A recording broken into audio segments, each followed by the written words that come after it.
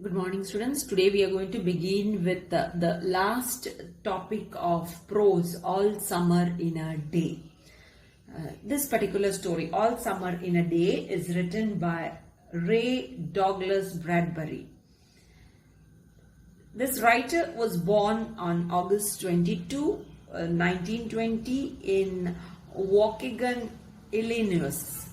He spent his childhood in idyllically surroundings which find reflection in his several semi-autobiographical novels and short stories.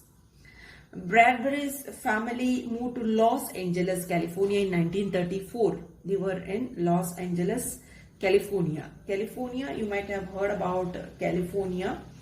As a teenager, he participated in his school's drama club and occasionally befriended Hollywood celebrities. This particular place, Los Angeles, California, is called as the Hollywood, isn't it? So here, because it is known for the historic music venues like the Hollywood Bowl, Dolby Theaters, right? Then it is also the home of the Oscars, right? Home of the Oscars. So he used to be friended with these Hollywood celebrities, the artists of Hollywood. His first official pay as a writer came for contributing a joke to George Burns and Ellen Show. So that was the first one which came into existence. After graduation from high school in 1938, Bradbury couldn't afford to go to college. So he went to the local library instead of going to the college. Then he published his first short story in a fan magazine in 1938. The same year he graduated from high school. Then the next year he published 4 issues of his own fan magazine. Then nearly every piece in the magazine was written by Bradbury himself. He used a variety of pseudonyms to try to hide the fact that the magazine was a virtual one-man show. So all these things we have seen about the author. Ray Douglas Bradbury, American fantasy, science fiction, horror and mystery fiction author is, right? So his story, that is what we are going to do, All Summer in a Day, is set on the planet Venus. You might have heard about the planet Venus. And it describes in vivid detail the day when the planet experiences sunshine. An event that occurs only once in 7 years. So only after every 7 years they get a chance to see the sun. That means 7 years continuously they receive rain. This is what has been said in the story. The scene is set in a school where the teachers and children await the appearance of the sun. They just wait for the appearance of the sun, the teachers as well as the students. The story explores the darker side of human nature that is manifest even in children as they pick on Margot simply because they see her as different from them. So the darker side of human being, this is what you are seeing in this particular story. When there is no sunshine, isn't it? When there is no sun's rays. So that affects human being. This is what is shown by this particular author over here. So people become inhumane type, isn't it? That is what you can see in this particular story. When there is no sunrise, no sunlight at all in their life. So that is what darker side of human nature. That is what you are seeing. So they don't feel, they don't have that empathy nature towards others. So these things we are seeing in this particular story. Then, because they see her as different from them, Bradbury's tale ends on a note of hope as the children seem to feel shame and remorse for their thoughtlessness. So this is how the story comes to an end. So let us go to the story right now. This particular write-up is narrated in the third person narration.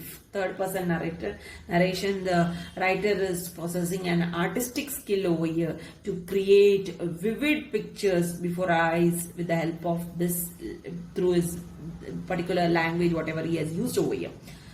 Okay, he has created a beautiful picture of Venus also over here. That is what you can see. And without the sun, without the sun's light, without the sun's rays, how the people fall in the darker side of their life. This is also picturized in this particular write-up. Let us see all these things in this. All Summer in a Day by Ray Douglas Bradbury. Ready, ready. Now, soon. Do the scientists really know? Will it happen today? Will it? So here, ready. Ready means are already. They are all waiting for the sun to come, isn't it? Sun to rise, right? Why they are waiting? After 7 years, they are waiting for the sun, to see the sun. Now, as I told you, the story is set on Venus, where they don't see the sun at all. Every 7 years they receive rain, right? For 7 years continuously rain they receive, and there they don't receive the sun. They don't see the sun at all for 7 years. Only after 7 years they see the sun. So that is why they are waiting. Now after 7 years they are all eagerly waiting for the sun to rise, to see the sun. Now soon, so they say soon they are going to see the sun.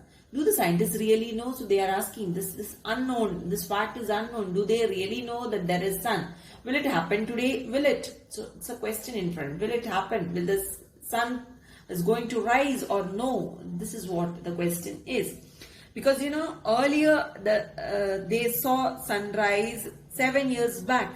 Now we are having the children in this particular story. The protagonist, or the story is set among the children. I told you earlier, a group of children who were living in Venice, isn't it? So that is what we are seeing over here.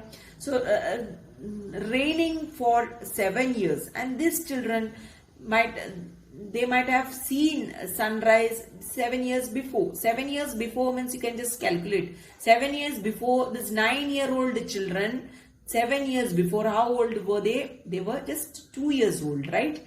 So 2 years old they were at that time when there was a sunrise, and that time they don't remember the sunrise at what can a 2-year-old child remember, isn't it? How much the child can remember.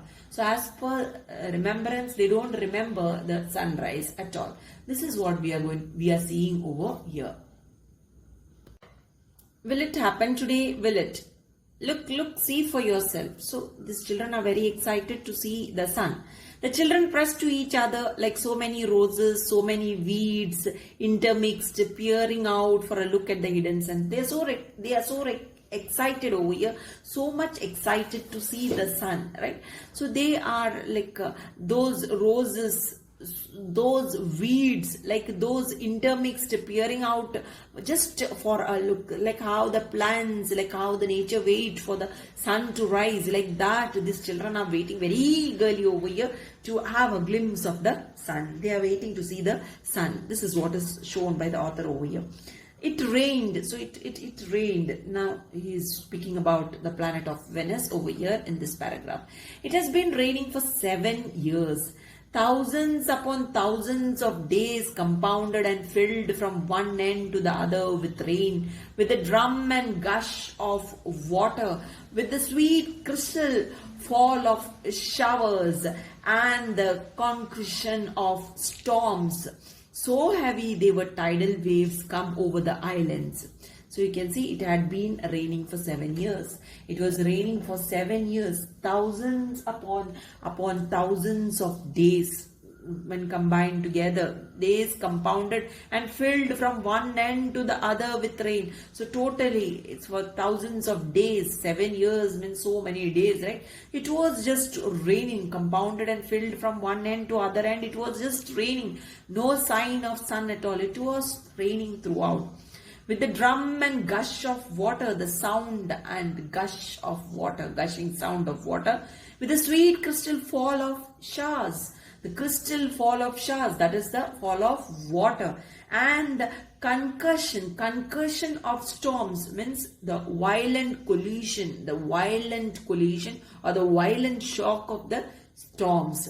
So heavy they were, tidal waves come over the island. So in the island they could even see the tidal waves. So heavily it was raining, right? So all water everywhere, water everywhere. 1,000 forests had been crushed under the rain. So forests were crushed because of the rain, heavy rain, and grown up 1,000 times to be crushed again, and it was grown back again in Venus. So it is just told like this. So the forests were crushed and then it was grown back again to crush again. Due to the rain, the forests were getting crushed. So this is the situation of the forest over here. And this was the way life was forever on the planet Venus. So this was how the life used to be in the planet and on this planet Venus, right? And this was the school room of the children of the rocket men and women. So now we are taken to the school room, who had come to a raining world to set up civilization and live out their lives. So here we are taken to this is all about the atmosphere, the surroundings on the planet Venus is being told by the author over here. That is what we had seen, and how the rain appears over there and what happens over there to the forest, to the life over there on Venus. This is picturized all over here. Now we are moving on to human life. This was the way life was forever on the planet Venus, and this was the school room. Now the author is focusing over here to the school room of the children. The school room of the children. The children were all of 9 years old, right? So these 9-year-old children, for example, the 4th standard students of our school, they are just 9-year-old children, isn't it? So that big the children were. So the school room, we are taken to the school room of the children of the rocket men and women, the scientists who were working over there on the planet Venus, who had come to a raining world. These rocket men and women, these scientists are termed as those who had gone to the raining world. What is that raining world? Raining world is the planet Venus, to set up civilization, to start their life over there and live out their lives there. Okay, to set civilization, to know about the planet, isn't it? To know about the planet, to see the life in planet, whether human being can live or no, to test that. So they have reached to the planet and they have taken their children. Their children are the ones who are schooling over there. Their children are the ones who are mentioned over here. It's stopping. Yes. So they are eagerly waiting. So it's stopping. What is stopping? The rain is stopping. It's stopping. Yes, they are saying. Margot stood apart from them, from these children who could ever remember a time when there wasn't rain and rain and rain. Okay, so Margot was the only girl who stood away from them. She was totally different. She stood apart from them. From these children who could ever remember a time when there wasn't rain and rain and rain. So she stood away from these children. Which children? Those children on the planet of Venus. They never know anything other than rain and rain and rain. From the time they remember, they had seen only rain and rain. This is what it has been so. But Margot was not one among them. Now, as I have told you, all the other children have only seen the sun once in their lifetime, and when they were 2 years old. But now they don't remember how it looks or how they feel, isn't it? Or feels, isn't it? They don't know the feeling of the sun or the look of the sun. So here, Margot is staying away because she had lived, this little girl, that is why she's given differently over here. Margot stood apart from them, from these children who could ever remember a time when there wasn't rain and rain. These children were not knowing the rain, but Margot was standing apart from them, standing away from them, because she had lived in Ohio until she was 5 years old. Now I told you all these children are 9 years old. Until she was 5 years old, she lived over there in Ohio. After 5 years old, she came over here, right? So that is why she knows.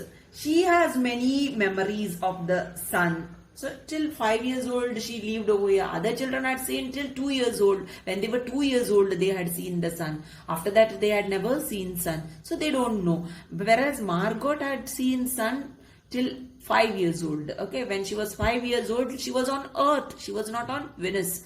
Only after that, when she completed 5 years, she was brought to Venus. That is why she was knowing what the sun was and how the sun was looking.